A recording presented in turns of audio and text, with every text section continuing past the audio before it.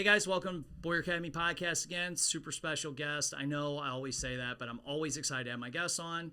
And again, excited for the conversation, where this goes. And this one's going to be a real treat for you guys, so I hope you enjoy it.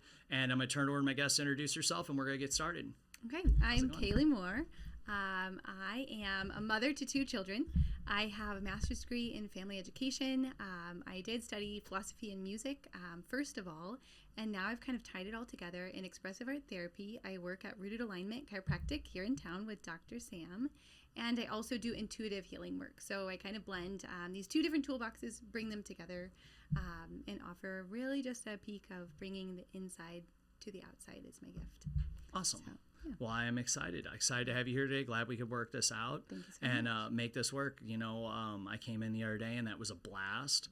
It was super interesting, and I'm just excited to dive into all this today. Okay, so what, Matt, like you came in for a session, and I thought it'd be fun to kind of bring another session here to life, because whenever I say expressive art therapy, no one else in Troy is doing this. There are some expressive art therapists in St. Charles County, but I thought it'd be nice to kind of bring it to life here. Yeah. So in terms of therapeutics, right, like we typically think like I'm going to go sit at my counselor's office and talk to them, but that doesn't always work for most people. Yeah. So I enjoy bringing in music or movement, storytelling, sound, even silent practices, but where we're able to really tap in and hear like what is that like language that you're speaking on the inside, but even taking language out, like what is the color that arises for you, what is the sensation, but really tapping into your body's wisdom without even using words, and being able to use the expressive arts brings that to life in a way that if you are neurodivergent or you have some divergent traits, that just sitting and talking doesn't always work well for people. So I really enjoy kind of the empowerment that comes from bringing this to Troy. And also it's like a new frontier because no one else is using modalities like this. So I appreciate being able to bring this in and kind of show our community what this could look like for themselves as adults or for their children. Now, do you find, and this is something, you know, like we had talked, I came in, I'm pretty open with stuff. Yeah. I'm easy to talk to about that. Whatever. Do you find that people, if they do have barriers up or they are being guarded or things, that therapy like this kind of helps ease them into it? Whereas, like, you know, a lot of people, you ask them, how do you feel? Fine. This would be a way of them letting their guard down naturally. Sure. Yeah. And more comfortably. Yeah. Do you find I that? appreciate that too. Like you had mentioned, where in your time with us, it allows you to kind of be met where you are. And I think that number one is like a gift that I have is being able to kind of see like where is a person and where can I meet them. But then when I have access to the tools of like colors and sound, like you could have a drum to use like what your inner experience is. It takes it from being like this mega like spotlight on you of like I'm sitting in a chair across from you to more of just like, okay, like we're going to put a fire here in between us and you get to see like what do I put in the fire? What do I pull out of the fire? But it allows you to be in control too, like as the client. But yeah, the walls can come down much easier because you have tools to use. Yeah, and it is not so much of just language right there. That's what I gathered. That was a big thing that I noticed off the bat, was that for somebody that maybe there's walls up or maybe they're not aware there's walls up. Maybe, you know, it's something that's deeper rooted, that it would allow that stuff to come out more. Whereas if you just ask them things or how do you feel today, they're going to say good. You know, no matter what the situation, it seemed like a very natural way for them to be like, instead of you asking them a question on how they feel, you're like, what color? You know, and their subconscious is going to help guide them through things. That's kind of what I was gathering. Is I was kind of like analyzing different things. Was for somebody that's maybe struggling with a breakthrough or struggling with a child or a spouse to venture into this, this would be a very non-intrusive or non-confrontational way to do it, other than just, you know, because everybody thinks of the old cartoon, you know, come in, lay on the couch, what are you thinking? And then I'm like in control of you in some way and some kind of expert over you. And Matt, I love to hear you talking about this, like it kind of a new breakthrough, because something that I love to say is like when we create together, we're releasing like serotonin when we're creating, whether that's image making or using like a clay that you had created with.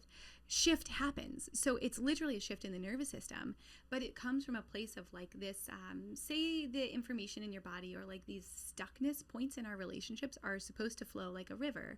Well, there's little splinters that kind of get put in, and there are all different ways to pull the splinters out.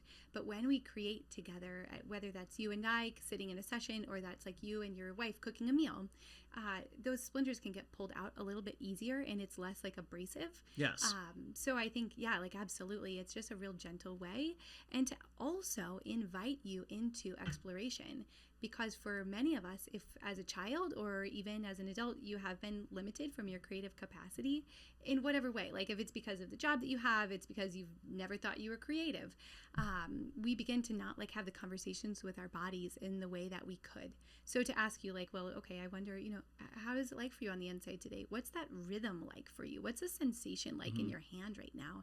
We begin to interact with our bodies in a new way, and it builds safety, but it also builds this capacity to reinvent who you are, if that makes sense. But we pull those splinters out real quickly. Yes. And it's a pretty easy way to do it. So that was interesting. That was one thing I noticed about it for the people that I've heard or had discussions with that struggle with this, or they have a teen or a young adult that they're taking in for some type of counseling, and they're like, well, we're just not getting any progress. Yeah, rehashing the same thing. Yeah, it's just the same thing every week. I'm just, whatever, I give up. You hear a lot of that. Whereas this seems like a different way to go about it that may not be for everybody, but it could really help release that guard for the ones, the ones that maybe are not open to it in the beginning. They would, as it goes on, be like, oh yeah, that makes sense. It seemed like a great way for that. That's one of my big takeaways I thought was really interesting. Now, can we explain like what the session was that I did, the grounding? Because you said that was kind of a good way to start before what we're going to go into today. Yes. Okay, so you experienced with Dr. Sam and I the rooted reset. Rooted reset, yes. And so that's when Dr. Sam, who is an acupuncturist and a chiropractor, we come together and collaborate. So bringing expressive art therapy and really working with the nervous system directly. So in your rooted reset, you experience a chiropractic adjustment first, and then you came into the expressive art therapy space where we, what did we do? We did a little bit of dual-handed writing, which comes from Dr. Lucia Cappuccioni, where it's allowing you to tap like the left hemisphere and the right hemisphere of the brain to get to some new insights, and then utilize those in the way that you want to. But then in your rooted reset, we did acupuncture. So we're kind of releasing stuck energy in the body in that way. But I also utilize my intuitive capacities to do some energetic healing too. Yes. And we also utilize clay. So we're working like in the energy arts, they are included in expressive art therapy, less clinically studied. So I kind of blended both toolboxes for you. But what it allows for most individual systems is, again, like being met where they are. But when Dr. Sam and I can collaborate, we're like tapping into the actual nervous system and then containing it in a piece of clay or having a conversation. But really like having that space to have like a reset or like a space for transformation. But it gets you kind of back down into your body fully.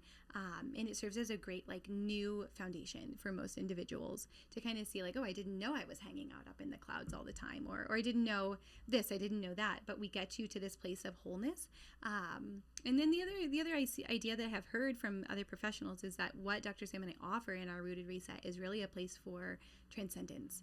So, for example, if you are a mama who is struggling and like at her wit's end, you've poured all of yourself out, like we can bring your sweet nervous system together again, but offer you a place to kind of hit like that like seed of what it means to be a human being and alive again in an hour and a half.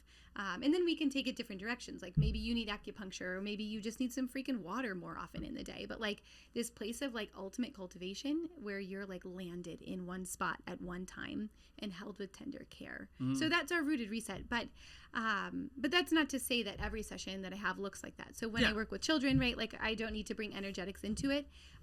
In terms of expressive art therapy, I work from a continuum where I'm really hoping to hit like a kinesthetic level or a sensory level with you at some point. So we might sense into like clay or sand, really working with the sensory capacities of the body. Then I want to work into affective states. So like, what do you show on the outside? What are those emotions coming through?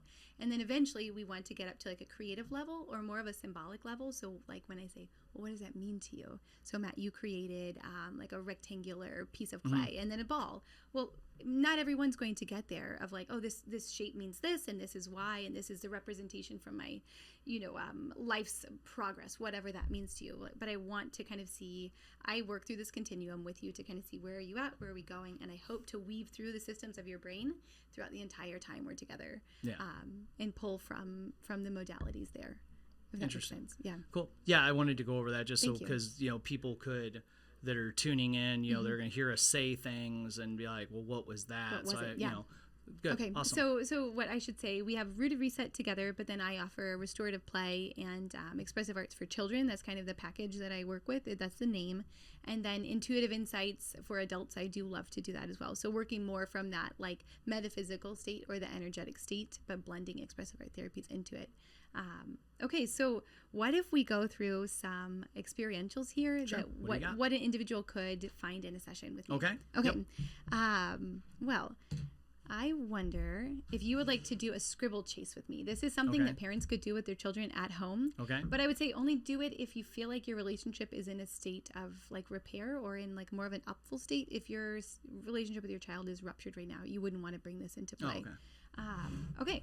So you'll pick one color. We can use dominant hand, but then we might go to non-dominant my bad. hand. You want me to pick it? Okay. Yeah, you choose. That's fine. Purple. Okay.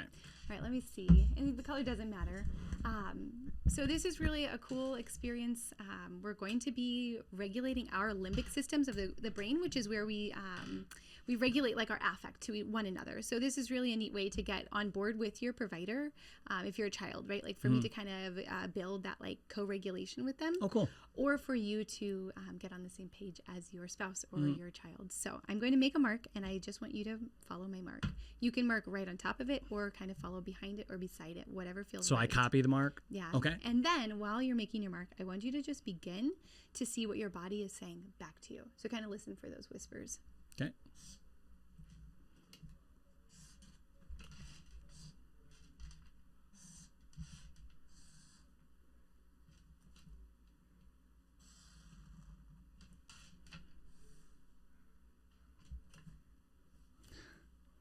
The urge to connect or to add to it. Okay, so you're listening inward though, right? Like that you want to add to, like to be creative. Well, I wanted to finish the triangle. So like, OCD. Yeah.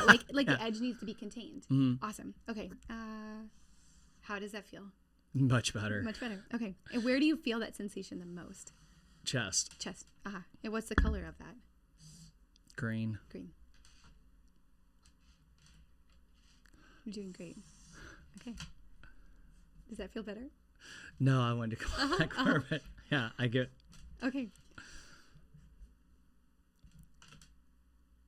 All right, now we'll switch it up just a little bit. I want you to make a mark, and then I am going to try to mark right on top of your mark. And let's see what happens.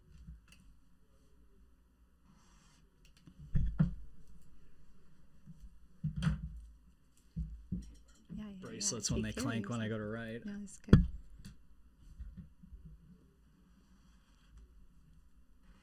Anything, sensations, or thoughts-wise being covered over the top or being followed? Slight anxiety to make a straight line so it's easy for you to cover over. But like your empathy, right? Okay. Great. Now will you play my game? This is for families out there who feel like if they're not able to kind of connect with their child, this can be what it feels like. So are you open to kind of sensing it might be a little bit uncomfortable? That's fine. Okay, so let's pretend you make a mark. And now that's Dad. He's like, okay, I just asked you to take out the trash, whatever. Simple, clear line. If you can't see, it's a straight line. Then my response to you might be this. Now, can you copy my line? Very roughly, yeah. Okay, and what's coming up for you as you saw that? You looked a little bit shocked. I knew you were gonna do it. Uh-huh. Not because we've done this before, but I get where you're going with Yep. this. I really like that. Anxiety of like, we just could have made the straight line. Okay. Like a parent would tell Out of their kid. control, Yeah. right? Uh-huh. Like, okay. Now, what if you make another mark? And I do that. How you feel? It could get very frustrating. Uh-huh. Yeah, for sure. What color is your frustration if you had a color? Red. Red. Yeah. Okay. Could you make a mark that feels like that same frustration? Oh. Okay. that. And then I'm over here and I'm still frustrated with you because you asked me to take out the trash. How do you feel about that mark? Oh. Aha. Even more. Yeah. And so we just go back and forth and back and forth. So what? Right? Okay. So let's really pick new colors, non-dominant hand. Let's see if we can kind of repair this a little bit. I'm glad that you feel it's neat because sometimes when we're in that state with our children, it doesn't feel neat because we've been like butting heads for years and years. Yep. It doesn't become a dance anymore. So let's dance. I'll choose a new color. You choose a new color. We'll go non-dominant hand this time. No significance in the color if there doesn't have to be. Okay. Why don't you? We're doing it with the non-dominant. Yeah, if you're open we're to riding with it. invitation. Yep. Okay. Yeah. Let's see.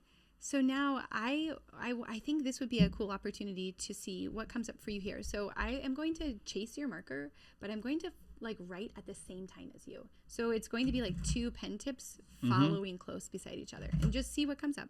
I'll follow you when you're ready. I'm even asking myself right now, like, oh, which way is he gonna go? Okay.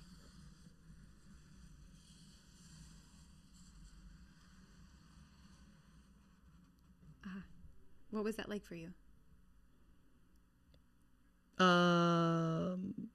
Not bad. Not bad. Yeah, not like an anxiety feeling, just more like, where do I want to go? Your arm is there, so obviously going that way we're not going to work. We got a table and a microphone, so just like, okay, let's just make a smooth shape. Wow.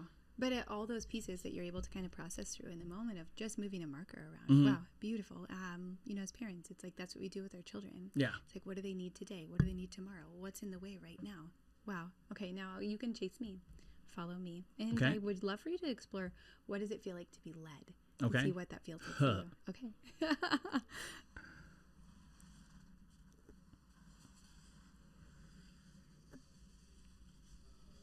Doing great.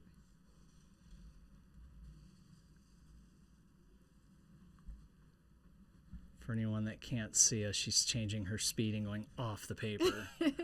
You can't tell by the tense. So where do you feel that in your body as it was going off the paper? It's kind of unexplored territory over here. Yeah, just well, what's next? Like uncertainty. Yeah, uncertainty. Okay. Yeah, for sure. What was it like to be led more so than guided? Like you were the guide. I wouldn't say it was anxiety, but uncomfortable. Okay. I think uncomfortable would be a good word. Beautiful. Yeah. Okay. And where do you feel that most inside your body? Shoulders. Like kind of through here-ish? Yeah. Yeah, like that area. Yeah. Okay. Now let's explore it. Make some marks that feel good. And I'll try non-dominant. Yeah, let's do non-dominant. Oh, I forgot, my friends. We're doing non-dominant hands, so we are tapping into that river, and we could be pulling out a little bit of that splinter right now, and maybe even we don't even have language for it. Non-dominant hand. Yeah. The whole thing's the simplest. A little out of control there too. Yeah. Like we can't control these marks as well. Okay. Doing just great. Make some marks.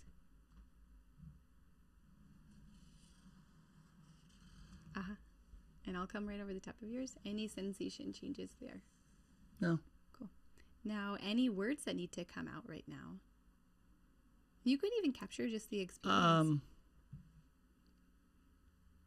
I would say using non-dominant hand is a little edgy just because it's like, okay, got to control the hand, want to make nice, straight lines just because don't want to just scribble. That's just personality trait, I guess. Yes. And then the circle is just easy, and then you going over the circle, it's like it feels good. Like I could follow it. Yes, you could follow it. Yeah.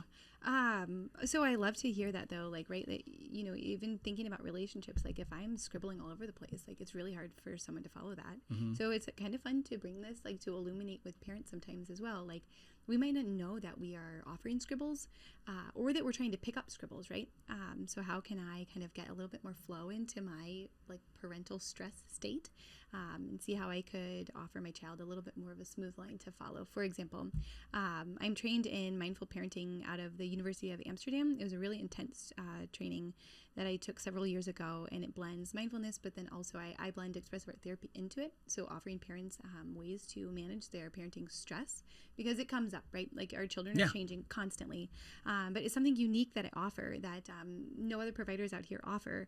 But it allows you to kind of like come in without shame and say, like, I'm really struggling in this area, without me coming in to fix it. But we bring kind of insight in these ways together, and then you get to say, like, ooh, okay, when my child does X, I typically do Y. But what could I do a little bit differently? and you get to come with the answers rather than me telling you what to do. So I know I get a lot of questions because I have a degree in parenting education. What can I do with my child? What should I do? And that is not the lens that I operate from. Yeah. So it's working with like the circle and straight line in this way is a good metaphor. You get to see how it feels for you and to empower. Well, and then understanding that, your actions are going to create their reactions or vice versa. So being mindful of how you react to it, and I think a lot of parents don't verbally say it, but I think a lot of us as parents do. Is what I'm doing going to screw them up? We look back and analyze maybe ways we were parented but the ways we were parented is not the world we live in these days. So that's not a good way to look back on it.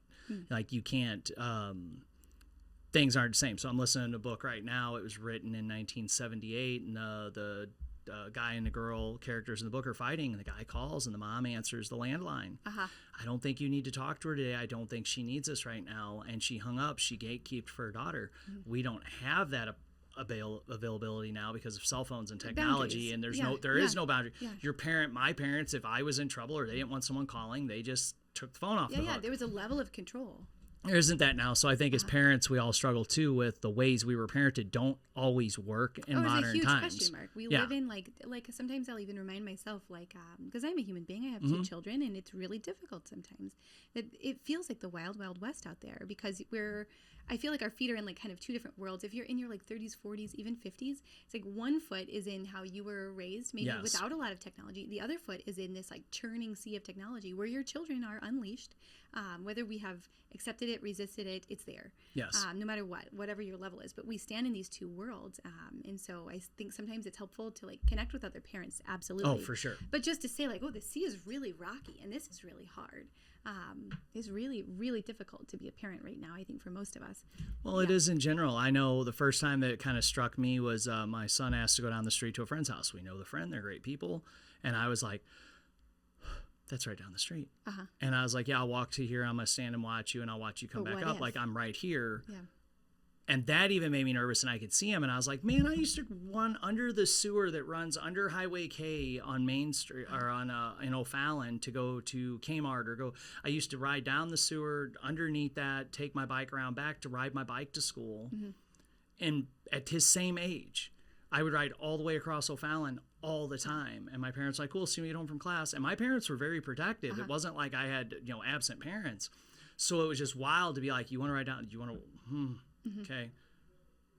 okay, let me walk out here and watch you get down there. And I was like, wow, things really have changed. So I think as parents too, it's the unknowing. Yeah, but then doing this really puts it into focus for people of, this is that action. Ooh, this is how I feel. Now this is why, because you could feel it when you, hey guys, get up, we gotta go to school. Hey guys, gotta go. Hey, it's the 17th time so I gotta go to school. You realize that it's building to this crescendo. Yes. Of everything exploding. But it's an invisible crescendo too. And using expressive arts, right? It puts it into from the inward outward. Yes. So I like to bring something from the implicit to the explicit. So when you can see it, does it feel a little bit more tangible? Yes. And I even think in it's our huge. First round, it's like you can feel the sensation changes in your body. So we're state shifting throughout the process. And when you get locked in those series of morning stress with your kids, it's it gets locked in. The patterns literally get locked in the nervous system. Yeah, and it just happens over and over. So then how do I break that without being told what to do? Yeah. I'm also I don't like being told what to do. Yes, me too. I do not like to be told what to do because I already know what to do. I like to be supported. So I think partially why I enjoy these emergent techniques is because then I can be true to who I am, and I don't want to be I don't want to be telling anyone words of wisdom, right? It's an emergent process. I want you to find the words yourself. I don't want to give you a prescription when you leave for what to do with your child. I want you to have embodied what you want to do. To have taken more understanding into it to go apply it. That's amazing. Because if someone sends me home with a laundry list, I'm going to be like, fuck you. I don't want to do that. No, exactly. No, no, for sure. I know what to do. Okay. I always tell everybody I was a terrible employee. I've never done good at being told what to do. That's why I'm an entrepreneur. I'll figure it out myself. Wow. So no, this is huge. Beautiful. It's really Thank cool. you so much. Okay. Let's see. So what we got into some synchrony and we got into some attunement together. I'll hold these up just in case. I don't know how much We're they just show. Scribbling. Perfect. Cool. And then so I use a model with parents. It would be synchrony, attuning, grounding, and then exploration. So we worked through synchrony and attunement whenever we were doing our scribble chase. But I think it would be fun to do some grounding work. And this is something I would do with children and parents, with adults in general too. But we'll go into some animal work, and not as in spirit animal. This is like real tangible. It's from an actual Gestalt therapist out of Malta, taught me how to do this. So you can explore the miniatures here. I have a basket of miniatures with different animals, and see if an animal pops out to you. But let's get grounded together, and we'll move our state a little bit too.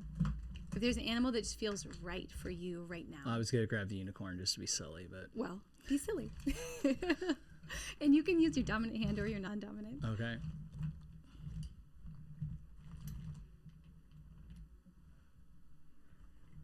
And what, Matt, like I have not said this yet, but I think, I work with children quite a bit, but I think more so my work with adults, this is that like unleashing of their inner child, if we want to call it that. Yeah. So when was the last time you touched a little dinosaur toy, I wonder? Ben and Jocelyn and I, so over the past several years, my dad would come across boxes of stuff of mine at the house. And I want to say it's been a couple years that we found them because I was excited because my parents kept everything. Okay. Holy moly. And so the kids had a couple of them out, and I think one of the dogs chewed one up and I was throwing it away. So I'd say that's the last time. But it was personal to your own childhood. Yeah, that's why I grabbed it. I was like, oh, it's a little dinosaur. That's cool. So it's bringing you what I would say, even from like a sensory level. Let's just explore. I'll choose this. This is jumping out to me, the whale today. What would happen if you take the dinosaur in your hands and you just kind of explore it? Pretend like you've never seen it before. Well, you've never seen that before. Yeah. What do you notice? Texture. It's rough texture. Got some horns on it. Pretty detailed. Have a smell? No, not really. No, my wheel's not talking to me today. Yeah, no. What happens if you clink it on the table? Yeah, all right. It's hard. What happens if you put this little dinosaur behind your back? You kind of hold it back behind your back. Oh, I thought you meant on a chair. I was like, I wouldn't feel good. Yeah, okay. Okay, what changes now that your animal you just chose is behind your back? What do you want to do? Is it okay back there? Yeah, I'm just kind of rolling it around feeling it more because you can't see it. So, yeah. Exploring it. Yeah. Wonderful. Cool. We can bring it back to the front. Okay. Now, with this little dinosaur, are there any words that kind of capture? So you brought up your childhood and having played with them and Dad. Any significance with this dinosaur right away? Like some languaging, and I have some words here that would be helpful. Just kind of takes you back, just remembering having. So I played with Hot Wheels. Okay. Or I remember having the dinosaurs. I can't say I remember like a specific thing, but I wasn't like an action figure person. Okay. So that was the thing for me. And you said takes you back. Is it all right if I write this down? Yeah. Okay, so may I offer a reflection? Yeah, go for it. Nostalgia. Mm-hmm. Wonderful. And do you feel that like takes me back anywhere in the body specifically? The back. In the back. Okay. It takes me back. I love Maybe a that's, good synchrony here, a good go. connection. Okay, with your animal, I wonder, is there a way that you would like to embody this animal through sound? Or is there a way that you could kind of hold your body that would capture the essence of this green dinosaur? You could hold part of your body, your whole body, or we could start with sound. I don't know. Invitation. If your dinosaur could talk, what's it trying to say? Quit spinning me. I'm dizzy. I keep spinning it. Now, if you were the dinosaur, what would you say? I don't know. I'm really old at this point. Old. Yeah, Wow. I could see that because it's a dinosaur. Yeah. Wow. Okay. And how would you say that now? Like if you say I'm really old, would you say like I'm really old, or would you say I'm really old? Kind of get into the embodiment of it. Invitation. No, because like in my head, I'm thinking like a dinosaur cartoon and how that would go, and Cool, I don't think like the dinosaur would be like, oh, I'm really old, like having anything like that. It would just be, I don't know, in my mind, like a lesson or something. Like it's like bringing in that just like circular nature of life. Like I'm really old. It's just it's a dinosaur. Okay. It's old. Yeah. Okay. Wow. How would you hold your body or a part of your body or move your body that shows this dinosaur? Like if you're in that cartoon, what would you be doing? I think the natural response that would be, like, if you're saying, like, how would I embody, like, the dinosaur would be very old, would be hunched over or something like that. But for my first response is, you know, obviously it's not hunched over like that. It's not broken down. When you think dinosaurs, you think big, you think strong, you think like that. I would just think he's, you know, I'm old, but not feeble and broken type thing, like not hunched. He would just be. I saw you like. Yeah, I think it looks strong. Yeah, like your shoulders are up. Yeah. Okay, so how? I did do that while we were talking. We're like we're listening to the whispers of the body right now, and I know how to watch you to see that. So beautiful job. Okay, so you've got your shoulders back. On a scale of 1 to 10, if like he is sitting here at a 10 and he is like this embodied wise, strong dinosaur. Do you feel like you're here at a 1, a 4, 5, 6, 7, 8, 9, 10, really hitting that mark of what you see this dinosaur to be? Where are you at right now? Like, what do you mean? So like if you're like how you're sitting, right? Oh, okay. Like, do I feel like I'm embodying? Like you're embodying him to the full 10 that he is, and that you've described him as? Probably about halfway there. Okay, like a 5. How could we turn it up to a 6? I would think when I think older dinosaurs, something like that, I would think they'd be bigger, stronger, you know. Can we do this with our body? Oh, okay. Yeah. Like, okay. I get what you say. Yeah. So we're pulling you down a little bit from this, like, from the cerebral state into the physical. So, okay, like this. Yeah, I would think it's a, you know, if you were to take the dinosaur and frame them like as if, you know, they were sitting here, it would be big and thick and strong and arms, Okay, so hold this position. Would you want to turn it up to a 7? We want to get, because maybe we want to work up to a 10 and see like we're right there with this dinosaur today. And you're embodying. I would say this would be up to a 7. I'm trying to think of how to get to a 10. Yeah. What would he be doing with his head? If he's this ancient, wise, strong dinosaur, what would he be doing? Head up, strong, straight. Head up, strong, like his chin. Like when you say that, it made me put my chin up. Yeah. So the you and me says chin up a little bit. Okay. Now, what might he be thinking? He's this wise old dinosaur. Chin up. I should tell you, while I hold your positioning like this, I feel like I'm ready to kind of like take on the world, right? Like it feels really powerful. I would say that he's thinking about a lot of things. If he's a wise old, you know, and he's, you know, say he's been around this whole time, he's got a lot of knowledge to share. So he's ready to share. Yeah. Okay. Forget not hold my pose. You're doing great. This is an invitation here, and I'll hold it for you. So I'm mirroring you here. So we've got this like wise dinosaur. He's ready to share. So I wonder, when you say like I'm ready to share, like for me, I'm ready to share. How would you embody him in like a phrase or a statement? In that like I'm ready to share my wisdom. I want to give back. What would you say? Like what's a phrase that could kind of capture that, or a word? Time. Okay. So he's had a lot of time. So we hold ourselves in the position, and then your word time. How could you get into that embodiment of time and get it up to like a 5 or a 6 to meet your body? Just say the word time. I don't know. Do you want to say it like time? Is there a rhythm or a texture to the time and how you could say just it? Soft, just time. Yeah, okay. I don't think it would be a strong thing, because it's more of like. Try it. Like time, just time. Okay, time. Am I getting it right? Time. Yeah, something soft like that. Yeah. Okay. Let's do it again. Time. When you say time, it feels like this, like opening. Yeah. Okay. May I mirror you? Sure. Time. Okay. Now, where are we at on the scale of time? Are we 6, 7, 8? Say 8. Yeah. Okay. Time. Okay. How do you feel like you're there now? Time. Yeah. Okay. And you like holding there at that 8? Yeah. Time. Yeah, I think that embodies it, how I would feel about it. Yeah. Beautiful. Soft, yeah. Okay. Now, we can get out of the kind of state. Okay. The other direction we could take this then would be, if we have embodied this really wise dinosaur, would be to then ask ourselves, well, am I embodying this because I want to? Is this the season of life that I'm in? How does this translate into my relationships, right? Or the interactions that I'm having in the world? So we might even ask the question of like, yeah, I'm embodying this right now, but is there another animal or another form that I'd like to bring in today? So if you think like dinosaur, yes, check, this feels great today. Or is there anything else you'd like to bring in?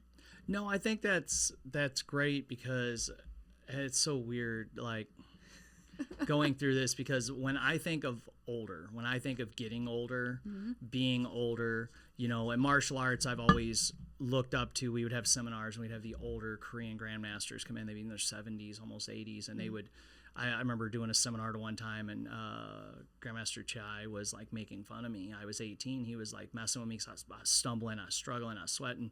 And he was older, had a belly. And he's like, you old man, I young man. We were down, spread out, doing this low stance with our hands. He was blowing at me. And he was a legit just... He was always so sweet and nice. He scared the hell out of the rest of us, because the angry Korean grandmasters, you were like, he's compensating for something. But Master Chai was so nice, and his pants were always pulled up to here, and he was such a sweet old man that I was always like, that guy's probably killed a lot of people. Like, he's so sweet and nice. Like, he was, you could tell that he was so at peace with how martial arts, how probably violent he could possibly be. And we always used to laugh. He scared the hell out of all of us. But I remember that strength. Like, I always saw those older guys. They never stopped training, never stopped working. They were strong. They were knowledgeable. And I've had friends over the years that were like, I can't wait till I can just get old and fat, sit in a chair. And I've always been like, no, I want to. And I tell the students this, you know, even if Ben and Jocelyn run the schools, like, I'm going to be coming out at 80 years old being like, no, your axe kick goes here. And I'm going to throw my axe kick up still. So, like, that was just kind of weird as we were going through that, because that is... When I see people age and start really losing their body and like muscle mass and different things, it always saddens me a little bit, and I always want to like you see their potential. Well, but it's a mortality I think thing with men too. Like, as we get, I'm 43, as we get to that age, we really think about that. I notice that when I have conversations with guys younger than me, it's not really a thing, but once they're over that 40 mark, it seems to be like a mortality thing really kicks in. So like thinking old, strong, wise, like that to me says a lot. Wow. And Matt, like, I love to hear you say, number one, that you're like having conversations with other men. Like, I think it's so important we stay connected. Yes. That's how we're held, is within community, and like no healing work is done until you have been restored into community. But then I also appreciate that you're pulling in, like, what do I want to take with me? So we get to choose, right? Like this, like, embodiment of the animal. You get to choose to take that with you into your 50s and 60s, right? Like, it's this active choice, but that also means that you have this level of resiliency that, like, I get to choose to do this, and I get to see it a different way out in other people. Yes. But it's my choice.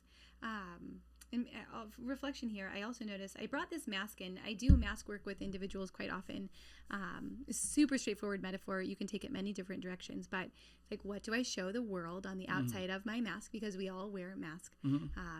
We have roles that we have to uphold, so we put a mask on to do it often.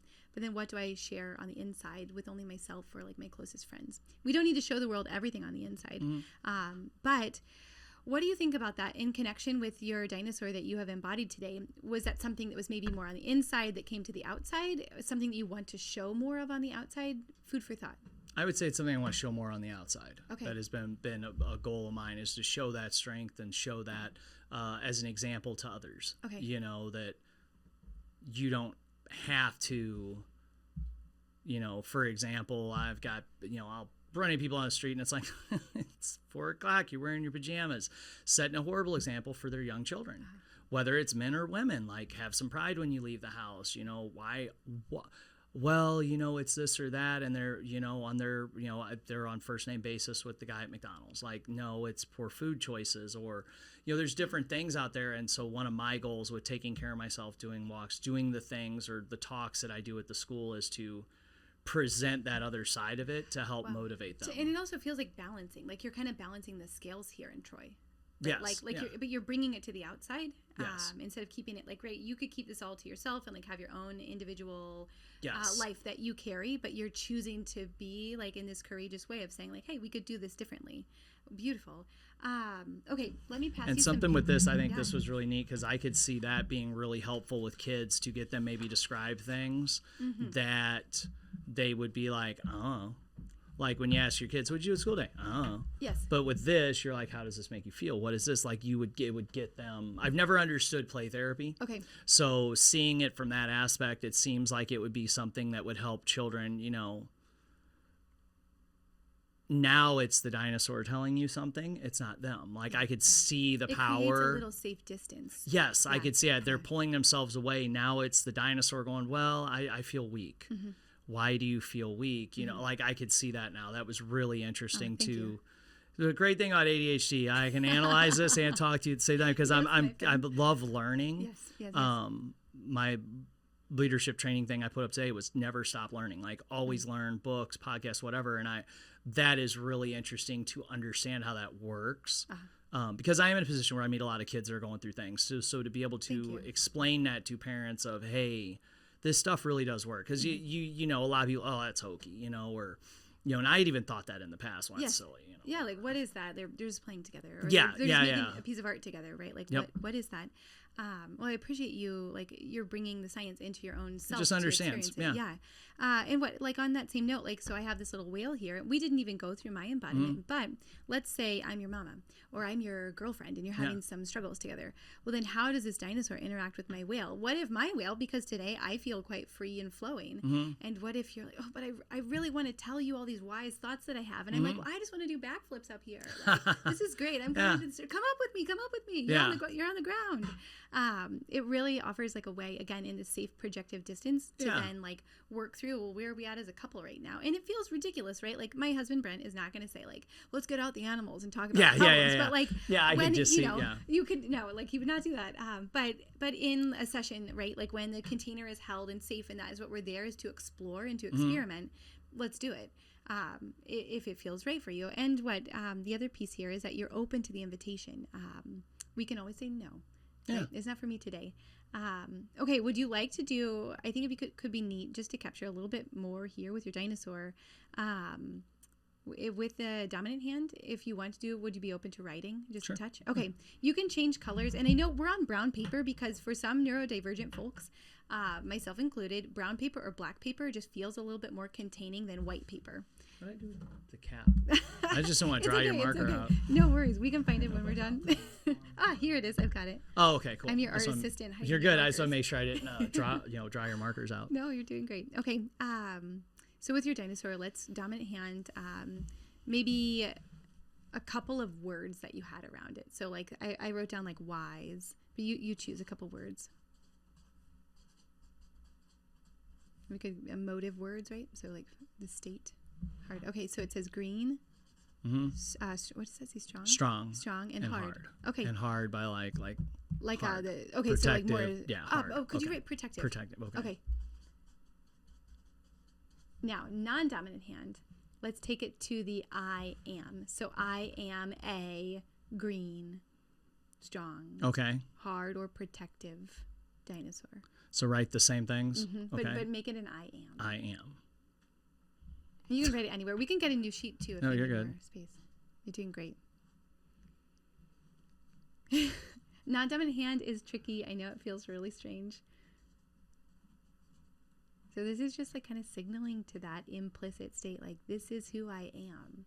It's not who I am going to be 10 years from now. I want to be this now. I am this today.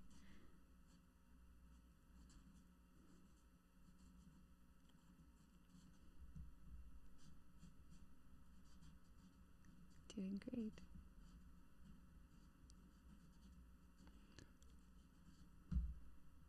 Now, when you're in your non-dominant state, is that pretty much all you can think about is getting your letters right? Yes. Okay. So I also appreciate using the dual hands because it allows you to have focusing ability, which like it targets the brainstem, even for example, in self-regulatory capacity. So like that's all you can think about is what you're doing right now. So think about it in terms of when we're dysregulated. Well, it seems like the world is scattered around us, so that it focuses you right into your writing. That's dials you right in. Yeah. Okay. How does it feel to say those out loud? Good. Would you be open to saying them? Yeah. To reading them? Yeah, reading it, just reading it. I am green, I am strong, I am hard, I am protective. Wow. Okay. And then let's take it into one more. And you can use the dominant hand first, and then I'll invite you into non-dominant. I know. So, right, I know. Okay. And then still in this dinosaur, fill it in with the non-dominant hand. I know. Oh, okay. Non-dominant. You're doing great. Okay. You're doing great. I know. Blank.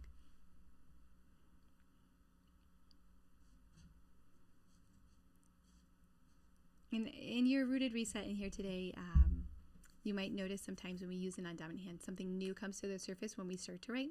Yeah. When you wrote I know, and now it says I know, Lots. Mm-hmm. Did lots come up right away when you moved the marker? Or Lots of stuff came up right away. Okay. As in, like, I know facts, I know things. That's why I said lots, because he's old, he understands it. But yeah, yeah, because there's several different words coming to it that all were around the same thing. Okay. Yeah, Beautiful, lots of facts, okay. Lots of stuff. Wow, yeah, he's really wise. We could be done here, but sometimes it can be really supportive, especially if we're like today you're in a regulated state. We're not working with any parts of you that are kind of disconnected. It seems like something that you embody this dinosaur already right now, or you're seeking to embody more. So it feels great, right? Like it feels like, ooh, this is really energizing. Do you feel it more like in your chest in that like yes space as we talk about it? Awesome. And in your rooted reset, we did work through like what was that in your body? What was like your yes area to kind of give you a green light? So I love that your dinosaur that you're working with is your green light again today, and it's green. I like that connection. So we're not working with anything here that is like we need to kind of remind the nervous system of what it is. It's like, I am this already, but it could be something if you notice like, okay, kind of going into like next week, like a little bit of self-doubt or like kind of losing that momentum, come back to your dinosaur. I know lots. Sounds good. Yeah. Wow. That's interesting. Thank you for playing. And they're working a little bit with that grounding sense. Like, so we're grounding, focusing, using the dual hand. And then the E and the SAGE model that I like to operate from is for exploration. Okay. Do you feel like we explored much here? Yeah. And you feel safe while we do it? Oh, yeah, for sure. Beautiful. Yeah, no, this is really interesting. Okay. What questions do you have for me about any of this process? So nothing on the exact process. I think this is all super interesting, but for like a parent who has a child that's struggling and looking into something like this, that's what my brain just keeps coming back to is actually after we're done today, I want to talk to you about doing like something at the school, because we have parents that come in all the time and they're struggling and no one brings their child to martial arts because they're like, you know what, their sidekick could use some improvement. They're bringing them because of self-confidence, self-doubt, depression, anxiety is huge right now post-COVID. We're seeing a lot of that for kids that were just on tablets or screens for so long, connecting with their peers. There's connection issues, tons of stuff. As a parent, what are some things they can expect with doing this? Like, what are some frequently asked questions? Oh, maybe? perfect. Because that's who's going to see this a lot is a lot of parents. So I would be exploring from that avenue. Okay. So what I typically work with individuals for 4 to 6 sessions. If I'm working with a child, 4 to 6, adults 4 to 6 sessions is when I see like the most kind of bang improvement. If the child has been struggling for quite some time, it is like this really worn-in pattern. I might direct them to a traditional play therapist where they can utilize their insurance because I'm self-pay only.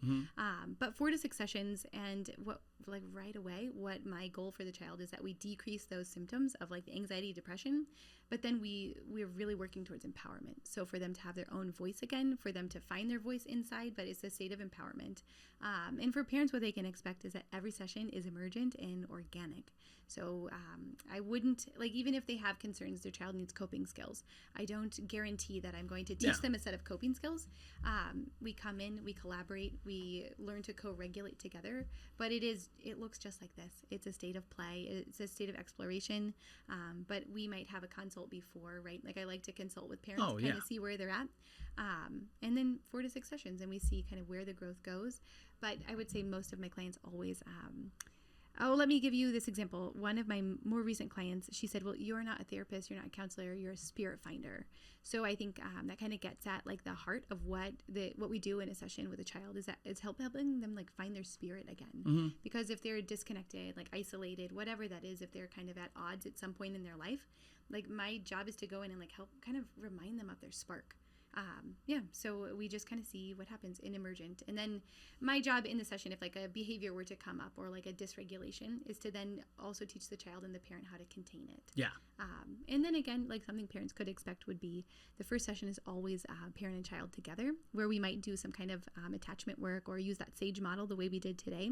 Then in the future, for their next few sessions, it can be child alone, it can be parent still. So I follow the child's lead. Everything I do is child-centered, and the parent's lead as well. But it is this sense of like I'm here to kind of hold a light together, not that like I am here to tell you how to raise your child. Yes. So, and it's help giving a little guiding light there, and maybe you know, I tell people all the time when I talk about stuff, you may learn something today and you may not draw from it for 5 years. Like it may just be a tactic or something that you learn that pops up next week. Could be whatever. I've had people recommend books. I've read the books, or I've had bosses give me advice on stuff that I was like, yeah, whatever. I pocket it in my brain, and then years later I realize, ooh, that does work. Wow. Like this could be something that helps down the road. I could see this as the child understanding themselves. So for me, it's self-understanding. Absolutely. Yes, Yeah, it's like tapping back into, like, I love to work.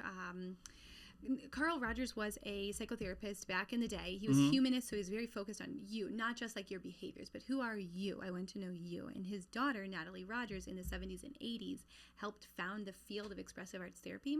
And I love her model of this working from a spiral. So we're not just going to come in and look at you from this top lens and kind of look down on you and look at these behaviors, but we're really helping you get down into like the bottom of it and see like, as the invitation to explore allows, but who are you on that inside point? And then where are you at all the way in between? So like getting down to the seed, but then expanding back out. But I appreciate that from like, we're really looking at like, what is the language your child's actually speaking? Well, and who are they? What are they feeling? Want? And but them understanding it too. I feel like so many teens, one of the things they're going through, young teens, adolescents, is figuring out who they are. Yes, and in today's world, I feel like they're just, it's like, they're told who they are. Yeah, but it's like 1,000 BBs being shot at them a second by social media, people around them, everything of who they're supposed to be, not who are they. You know, I talked about it in a thing I did today. I always got dealt a fit by friends. Like, I didn't enjoy holidays. I don't enjoy celebrations. I enjoy the process. I enjoy learning. I enjoy things. But once I achieve something, I'm good. I'm done. I'm on to the next. And it took a book by Tim Grover, Relentless, where he talks about that mindset. He calls it the cleaner mindset. He's like, this is natural. This is just how some people operate. They like this and this. They don't care for the celebration. They don't want the pat on the back. Job done, job's done. That's part Thank of you. me. That's who it is. And I remember reading it, and it felt so freeing to be like, no, that's just who I am. There's nothing wrong with me, because people be like, oh, why don't you want to stay and hang out? I don't enjoy it. I would rather go home and plan for what I've got next, or, I can enjoy things to a point, but it's not. Whereas like friends of mine they're the closer, they would do something, they would celebrate it. The celebration meant a lot to them. The pat on the backs meant a lot. For me, the pat on the backs felt awkward and was not needed, was not necessary, was not wanted. It was really interesting on how freeing reading that was. And I've given it to so many friends, the book, and they're like, I cried. They're like, wow, it let me realize that I'm not weird. I can see myself, right? Like this sense of belonging and like attunement with there's another group of people out there that feel like me. Yeah, and there's nothing wrong with it. And like in terms of like loneliness and isolation that we might feel when we're adolescents, of like in that state, even children, right? Like, I feel so weird. I'm broken, right? But I also love the idea that you brought in like 4 to 6 sessions together. It can be building capacity just to be able for parents to understand who they are as a parent. Like more times than not, the parents are growing more than the child is growing, because it brings such insight, right? So like, if like you brought up, for example, in our reset that we did together, that maybe you had never thought about connecting like sensations and emotions with color before. So most parents and most children and most adults have never thought that either. So maybe we're not going in and doing like deep traumatic wound work. But if we are bringing like a new way for you to engage with yourself or your child, like, you don't have to have all the answers figured out today, but now you know when you get onto that road in the future, I can drive my car down it a little bit better.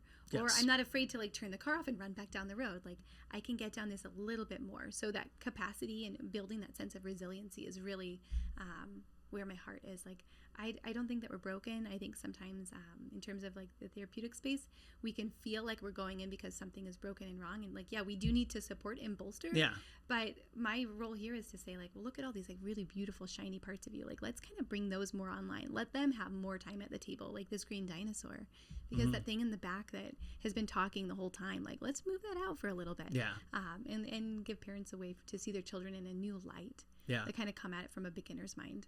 Well, and I've been trying to do that with my own kids, not only the ones I teach at martial arts, but I've always been good about doing it with them because they're not my kids. It's a different connection. But with my own kids, like Jocelyn doesn't like to practice, but she loves to help teach. Well, I don't really like to practice my stuff either, but I practice it when I teach. So I offered one of the students the other day. I was like, hey, which I got a message in back tonight. would you want to bring your daughter in, because she's way younger than Jocelyn, let Jocelyn do a private lesson with her once a week, because it's on something that Jocelyn needs to practice as well. I was like, I want to see if this is how, if she's like me, Yes. and she practices, like when I'm on a kick on something, we're all on a kick on it at the school, because that's how I practice. It's how I get better at it. And I was like, I want to try that with her and see how she does. Whereas my son doesn't react that way. His is different. I'm still working on him more. Jocelyn, he's very much me, but she's personality wise, when it comes to like how driven she is on stuff, she's more me. So it's a little easier for me to dissect. Yeah. So I'm figuring that out. So I think that would be great. huge for a lot of parents, though, to understand it, because I feel like as parents, sometimes we try to cram the square peg in the round hole. Yep. Absolutely. Trying to beat something in there Yes. that is not our children. And it's like, is that effective? Is certain things going to create what we want in the future Well, Matt, and for let them, me- or are let we me just say this, creating damage? What if also I know that I am trying to square peg round hole this situation, and I don't know what else to do. You just don't know another way to do it, so for then, sure. You know, it's like, okay, so I think like my child is broken and damaged. They need years of therapy, right? Like I can kind of go into this state of like something is really wrong here. But I love the idea that like you kind of saw this piece with Jocelyn and you flipped it. So that perspective shift, but also to me it feels like dancing with the like what could be a conflict. So like again, like with the expressive arts, I love to help people kind of dance with their conflict a little more, because we can get a little distance from it, see it from new angles, we can dance with it a little. Yeah. But you have also like I just have to kind of point out that like you've developed the capacity probably through like many friends and mentors and life experiences to be who you are, to be able to say, wait, instead of like getting onto her and like having this be like a trouble situation because you won't practice, I see me in her, and let me dance with this a little bit. Yeah. Like, why not?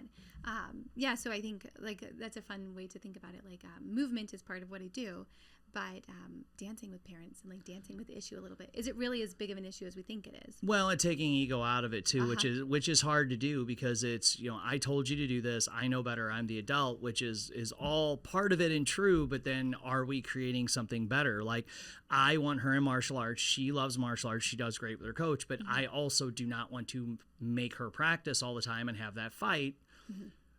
But I also know that the $10,000 a year that's going into her coaching, she needs to practice. Wow. Because that's the only way you get better. We all know like practice how you get better. Like so, you have to. we got to figure something out. So I had thought about that the other day, because I've noticed what I think is wrong with a lot of parents, or struggle a lot of parents, is child struggles. They don't know how to fix it. So they hide in social media. They revert to their phone. They revert to TV. You know, I guess back in the day it was TV. Like we revert to something else as almost like a distraction. It kind of glazes over. Yeah, like just a distraction, as a way to distract ourselves from what's really going on. And so you get kids, because I'll watch kids struggle in class, they're misbehaving, they're doing something, I'm like, hey, don't do this, hey, pay attention, hey, over here, buddy. And I'm doing this, and me as a parent, I would be losing it on the side, going, hey, why is my kid, you know, what's going on? And I know so many of them are, and I'll even approach them after class and be like, oh yeah, it was a great night, don't worry about it, you know. And they'll be like, don't worry about what? And I'm like, well, I said your kid 75 times, name 75 times tonight, but it's not, we're dancing. You know, I got a couple of them that'll, like, I lined one kid up in front of me the one night, and I'm like, this will fix it, because I can tell there's a need for male attention. And that's actually a big deal with our classes. There's so many times that I couldn't tell you what the father even looks like. I could probably name more stepdads than dads. And so I put him in front of me. Well, it was like, okay, you want to dance today? Like, he was messing with me the whole time, and it was fun, but it was also super distracting for the two of us. I was like, all right, buddy, we got to get a class now, because you're messing with me now. You're not just wandering off during the lesson. You're screwing with me. And he kind of grinned, and I was like, well, Matt, so let me put a pin in this here. Like, what I hear you dancing around the subject is like, that it's really hard to be present in the world that we live in. So take away like the reasons why, like, we're seeing these behaviors that for most adults right now, to be present for children in general. Well, it's easier to just get on the phone and scroll TikTok. They can tell you everything about their favorite influencer. And it's like, well, how'd your kid do tonight? How's his front kick look? But you could tell me what your new influencer Brandy just picked up is, and that's because it's the easy way out for people, because they don't know. They maybe not have been given the tool to do it. It's one of the reasons I do leadership talks and stuff, is because I've studied all the tools, and I realize that a lot of people around me might not have been handed that wrench yet. So it's like, well, let me hand them the wrench. Someone handed it to me. I love to hear you say this again, though, like that you notice what you see as like, as a problem, and being able to accept it and then transform it. Like, well, how do you fix it? You just slap their phones out of their hand? Trust me, that was option A. Well, that was the first option I came up with. My thought would be, Matt, like, in the space that I hold and in my own life is like, okay, so I can get really frustrated. Like, I see things like when you're a seer and you see the small details and the patterns, and then you want to fix them. So for me, like, showing up fully present in as much of my life as I can has been like my remedy. So then when I show up and I give you 100% of myself, then you know what it feels like to have someone in your life be authentic and show up 100%. Then I don't need to tell you what to do or what not to do, but like I have held such intense present space with you that you can be fully witnessed, you can be fully here, that then you can, the word that I like to use is like remembering, that we're remembering each other back to that point, to home. And that home is like being present in the moment. So, I think it could be really fun to work with parents in any capacity, but just to remind ourselves of like, we can get back to being present. And it doesn't take long.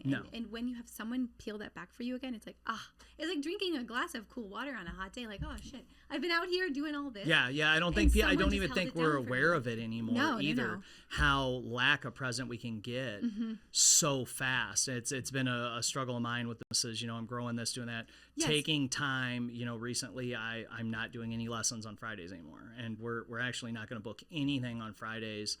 Probably after next month. I think we've already got some stuff booked, but I'm going to start. That is going to be just a no day, and so is Sunday. Sunday's a no day. Sunday's church, no training. Oh, but I hear you again. It's boundaries, right? Like, but it's very hard to do. It's active way to do it. Yes, because then on Monday I'm like, I got to go at it. So like I had classes and stuff all Monday morning, so it put me behind on some of the stuff I wanted to do. I was a little flustered. Not with anyone else, just me in general, because I was like, I totally could have done this Sunday, but I spent the day in the garage with the kids. Much more beneficial. I'm just learning to build that life where I want it. But it is very hard, but I don't think people are aware that they can do it. I think we're told on social media and everything else that, well, this is just life now. This is just where you're at. This is where you're stuck, and this is how it is. I don't think enough people realize that there can be a change, and there are people like you that can teach them those tools to help with that. To find that inward. And okay, like what I hear kind of coming to the surface would be like, well, let's make something happen. Let's do a little workshop. Yes, right? Like, for sure. I'm thinking it's like, how do I be consciously connected, and the sense of like developing boundaries, whatever that looks like beautiful boundaries. It can be a boundary, but it's your boundary. It's your little garden that you have set for your life. Like, how do I cultivate that in a playful way? Yeah, and what... When I hear you talking about this, it also reminds me, I have worked with many different groups over the years, coming into like their people that they employ, or their group of parents. Like, say they have 50 employees and 25 of them are parents. So I do like travel. I take the show on the road and go in and work with your people where they're already established, or with organizations that work with parents. I love to go in where they already have like a close knit of parents who are working on whatever it might be, but take in my tools to kind of just, tweak a little bit and see if we can play in a new way. So especially when the parents are already connected in some way, it's really nice. Then they have a new community built out. I think this could be fun. I think this would be too. This has been super great. So now if somebody, as we kind of get to the end here, as we to our time, what are ways people can contact you, connect with you? If they are watching podcasts or seeing one of the reels that are going to pop up, that you guys will all be tagged in, like, what is ways for them to reach out when they're inspired? Perfect. Okay. I love the way you say that, when they're inspired. I hope to inspire. So you can find me on Facebook. My name is Kaley Moore. You can go to Rooted Alignment, Chiropractic and Wellness here in Troy, our Facebook page, our website. You can book directly online with me. However, if we're working with a child, I would love to consult first. Yeah. But they can book right online. I try to do that too. They can reach out to me through phone call. All my information is on our website.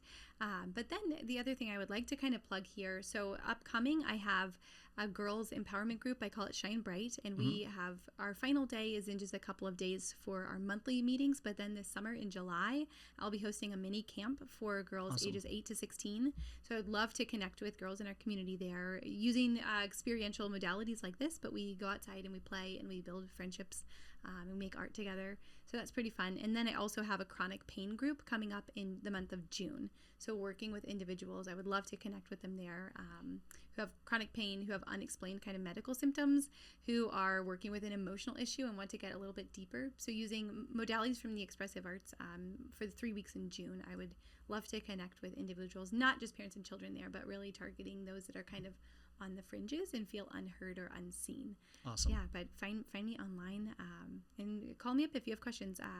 I'm not just here to have sessions. If there is a parent who maybe can't come in for a session and they have questions or need resources, I am connected in over the decade that I've been working in this area. So I have resources that might not be me, but anyone who does find me, I would love to get you going where you might need to go. Awesome. Yeah, thank you so much. Awesome. Well, thank you for coming on. This was super awesome, and I definitely want to do a follow-up episode. Okay. I want to do another one. Yeah, I think it'd be cool to even maybe have you and Sam both on, That could Dr. be Sam. fun. Yeah. So we didn't touch much today on it, but just, kind of food for thought. She and I do integrative reflex work together. So maybe looking at children who have ADHD symptoms, so that inability to focus, maybe the parents already know that they do fall onto the spectrum somewhere. Yeah. But we do work together where we collaborate. So we have an intensive series that will run where we work together in the expressive arts and chiropractics for a day or a session. Oh, and then cool. Dr. Sam meets with the child. They do homework at home to integrate their reflexes.